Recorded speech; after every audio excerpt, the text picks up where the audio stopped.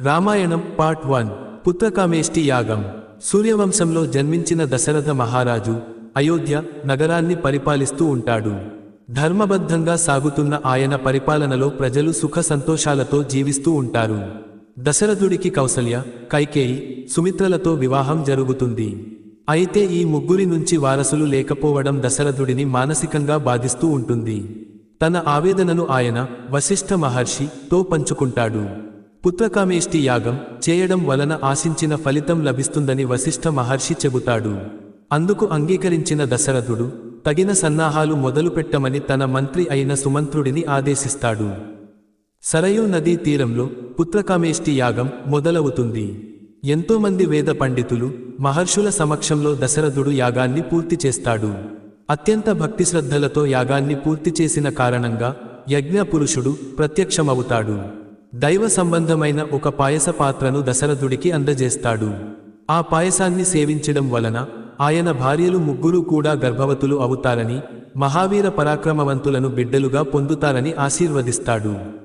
దశరథుడు యజ్ఞపురుషుడికి భక్తిపూర్వకంగా నమస్కరించి ఆ పాయసాన్ని ముగ్గురు భార్యలు సేవించేలా చేస్తాడు. పుత్రకామేష్టి యాగం ఫలితంగా కౌసల్య, కైకేయి, సుమిత్ర గర్భవతులు అవుతారు. కౌసల్యకి శ్రీరామచంద్రుడు జన్మిస్తాడు.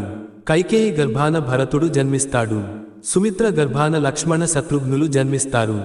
ఇలా దశరథుడి ముగ్గురు భార్యలు, నలుగురు మగ బిడ్డలను కనడంతో అయోధ్యలో పండుగ వాతావరణం నెలకొంటుంది. అంతఃపురంలో ఎక్కడ చూసినా సందడిగానే కనిపిస్తూ ఉంటుంది. ఊరూరా ప్రజలంతా సంతోషంగా సంబరాలు జరుపుకోవడానికి తగిన ఏర్పాట్లను దశరథ మహారాజు చేయిస్తాడు.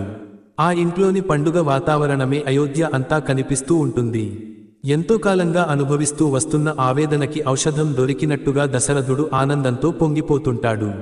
తన ముచ్చట తీర్చడానికి, అయోధ్య ప్రజలను ధర్మబద్ధంగా పాలించడానికి తనకి నలుగురు వారసులను ఇచ్చిన భగవంతుడికి ఆయన మనసులోనే కృతజ్ఞతలు తెలుపుకుంటాడు. దశరథుడు ఒకవైపున పాలనా సంబంధమైన వ్యవహారాలను చక్కబెడుతూనే, మరోవైపున తన పిల్లలతో ఆటలాడుతూ ఆనందానుభూతులను పొందుతుంటాడు. వాళ్లు తప్పటడుగులు వేస్తూ ఉంటే చూసి మురిసిపోతూ ఉంటాడు. రామాయణం పార్ట్ 2 కోసం పార్ట్ 2 అని కామెంట్ చేయండి.